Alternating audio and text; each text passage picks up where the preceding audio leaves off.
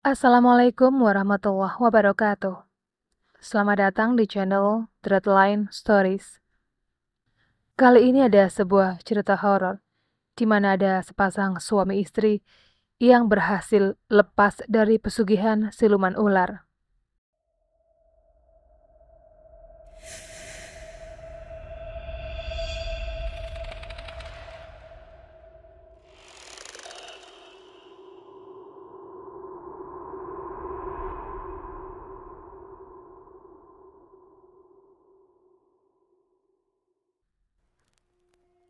Kisah ini diadaptasi dari sebuah kejadian mistis di kawasan Bandung Selatan.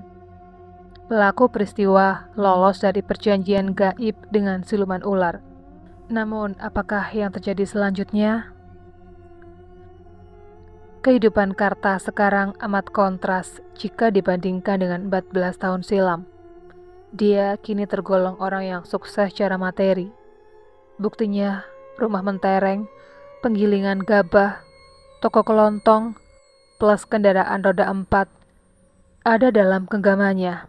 Padahal, dulunya Karta hanyalah sosok yang dikenal sebagai penjual arang keliling. Hampir tiap hari dia berkeliling kampung dengan arang-arang yang dipikulnya.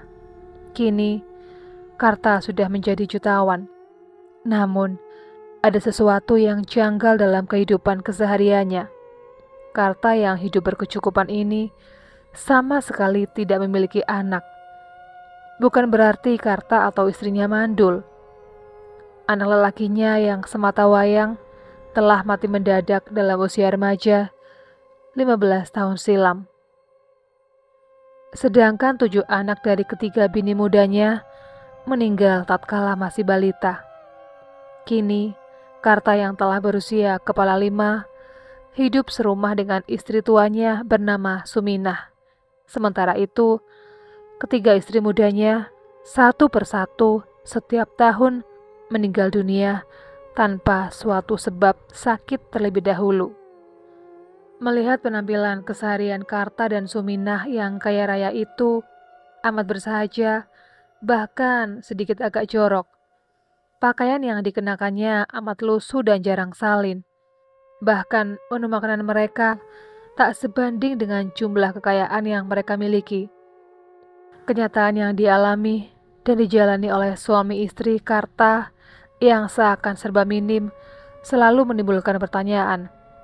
Apakah hal ini lumrah atau tidak bagi mereka yang hidup kaya? Entahlah, yang pasti kenyataan hidup Karta memang telah menimbulkan banyak kecurigaan, terutama di mata orang-orang sekampungnya. Hari itu Karta yang hanya tamat SD terlihat murung dan gelisah, seakan-akan ada beban berat yang bergelayu dalam pikirannya. Sementara itu istrinya, Suminah, terlihat biasa saja. Menyaksikan suaminya berperangai begitu, Suminah menjadi iba. "Kenapa akhir-akhir ini Akang kelihatan murung?" tanya istrinya. "Gerangan apa yang sedang bergelayu dalam pikiranmu?"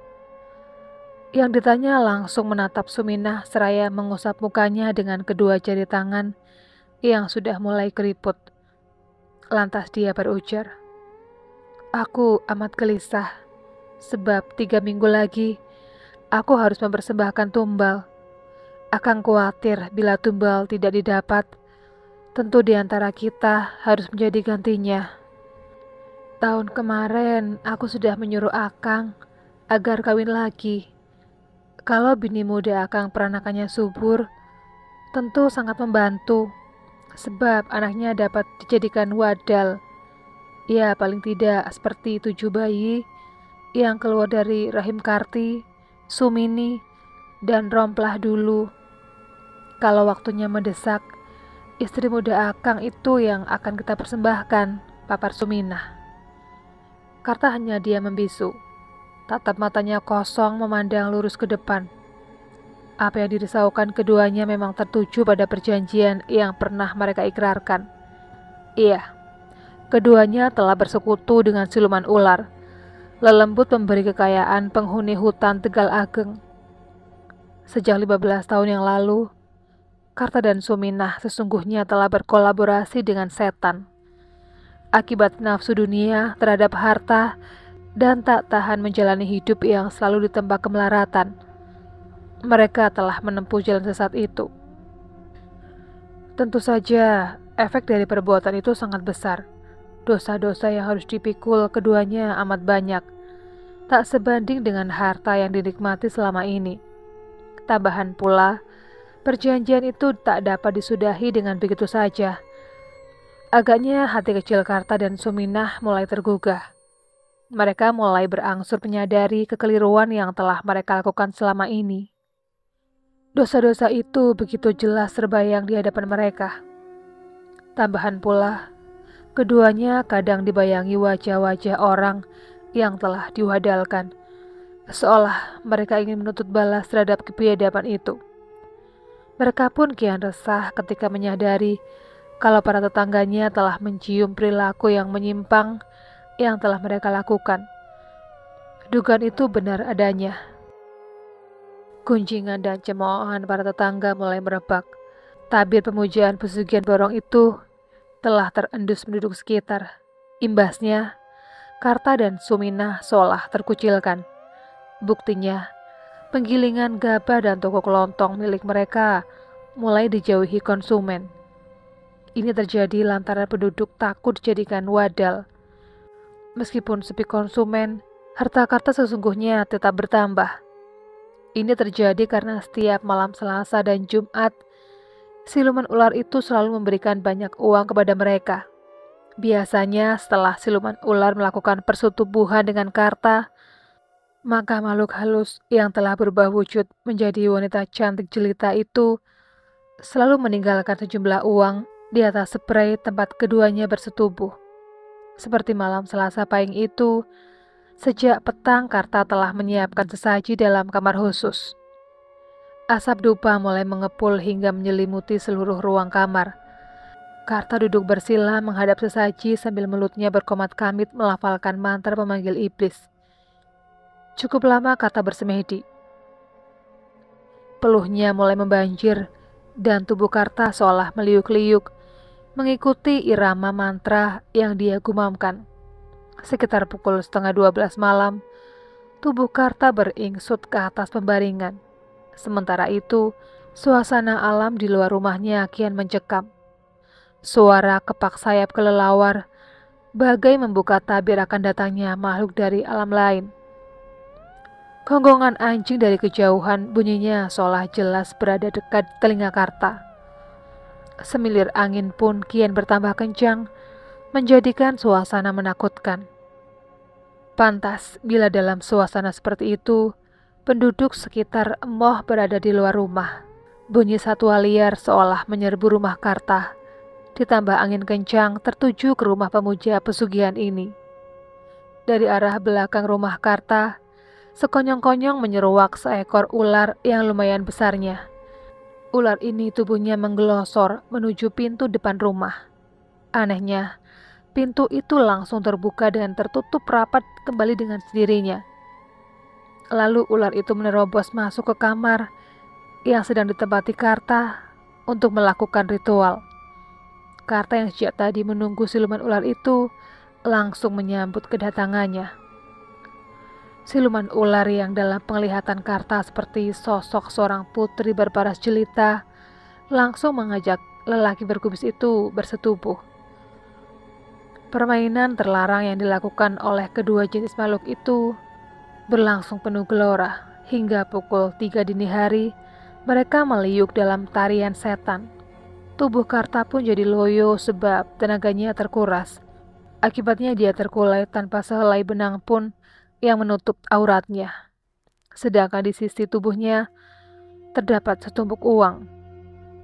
Harus kau ingat Karta, 3 minggu lagi kau harus menyiapkan tumbal untuk kujadikan budak di kerajaanku. Bila tidak, maka kau atau istrimu yang akan kuambil sebagai penggantinya. Demikian pesan dedemit itu dengan diakhiri tawanya yang nyaring hingga menggema ke seluruh sudut kamar. Iya, hamba akan berusaha, Dora Putri. Jawab Karta singkat dengan sikap tubuh seolah sedang menghaturkan sembah sujud kepada raja. Bagus. Itu artinya ketika bulan purnama mendatang, kau akan menyiapkan tumbal itu. Sekarang, aku akan pergi, kata iblis penghuni alas itu sambil menyisakan bau amis yang menyengat. Pagi harinya mendung tebal bergelayut karena matahari enggan memancarkan sinarnya. Suasana menjadi lembab dan dingin. Pagi itu Karta dan istrinya sedang bermuram durja di beranda. Saat itu pula, pintu ruang tamu ada yang mengetuk. Siapa tamu itu? Dia adalah Setiadi, kawan karib Karta sewaktu kecil. Mereka berpisah lebih dari 20 tahun karena Setiadi dan keluarganya ikut transmigrasi ke Lampung.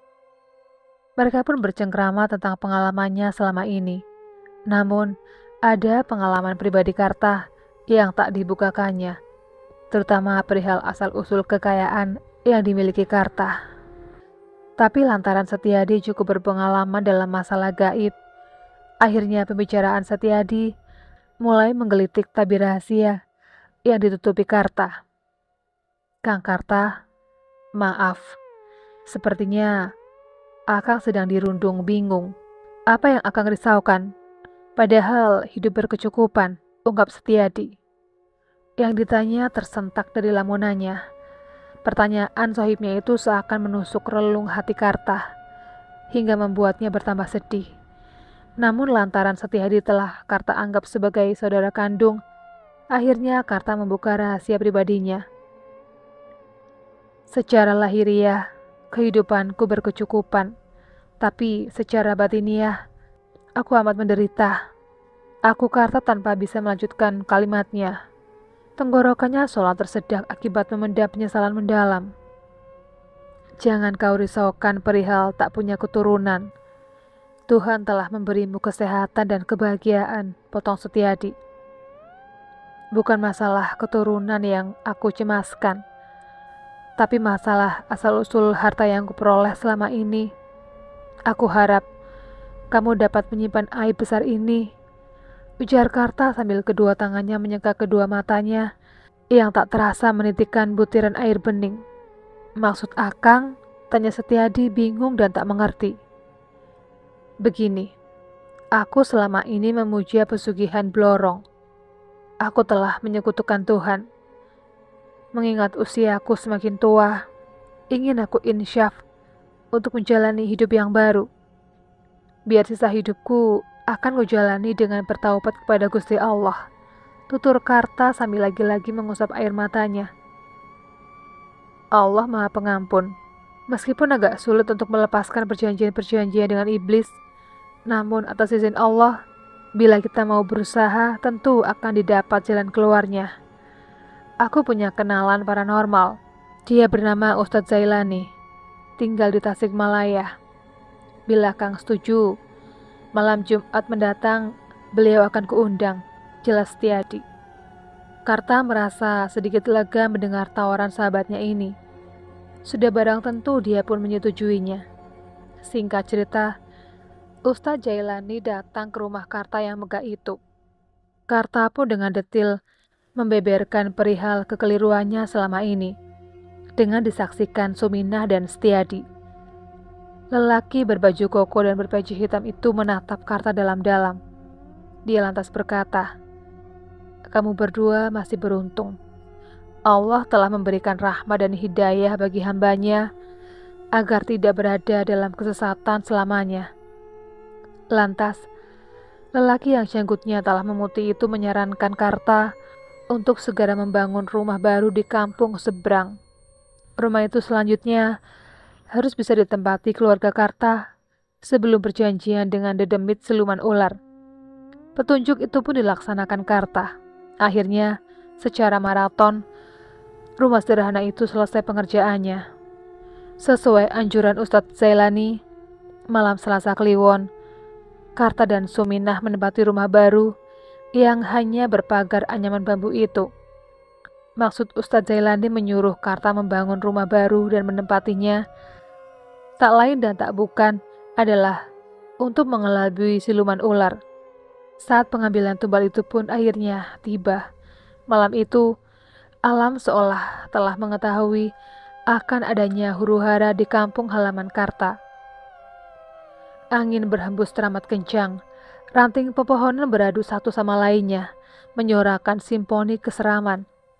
Kepak sayap kelelawar berputar-putar, seolah mengusung kekejaman.